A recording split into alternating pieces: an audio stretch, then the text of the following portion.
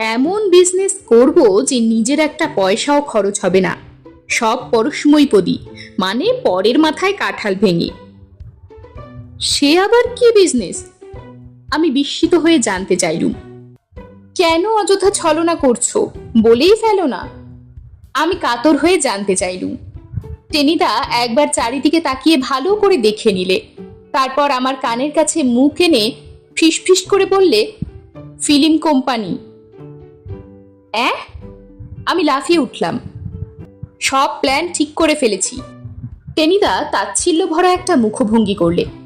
সবাই সমান, সকলের মগজেই গোবর। 3টে মারামারি, 8টা গান আর গোটা কত ঘর বাড়ি দেখালেই ফিল্ম হয়ে যায়। টালিগঞ্জে গিয়ে আমি শুটিং দেখে এসেছি তো। কিন্তু তবুও। ধ্যাত, তুই একটা গারল। টেনিদা বিরক্ত হয়ে বললে, সত্যি সত্যি কি আর ছবি তুলবো আমরা? ওসব ঝামেলার মধ্যে কে যাবে? তাহলে শেয়ার বিক্রি করব।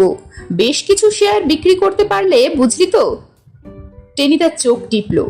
দারিক, ভীমনাগ, দেলখোস, কেসি দাস। এইবার আমার নোলায় জল এসে গেল।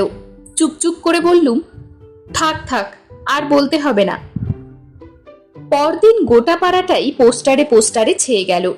দি ভজহরি ফিল্ম কর্পোরেশন, আসিতেছে আসিতেছে, রোমাঞ্চকর বাণীচিত্র, বিভীষিকা। পরিচালনা ভজহরি মুখোপাধ্যায়, টেনিদা। কাহিনী প্যালারাম বন্দ্যোপাধ্যায়। তার নিচে ছোট ছোট হরফে লেখা, সর্বসাধারণকে কোম্পানির শেয়ার কিনিবার জন্য অনুরোধ জানানো হইতেছে। প্রতিটি শেয়ারের মূল্য মাত্র 8 আনা। একত্রে 3টি শেয়ার কিনিলে মাত্র 1 টাকা।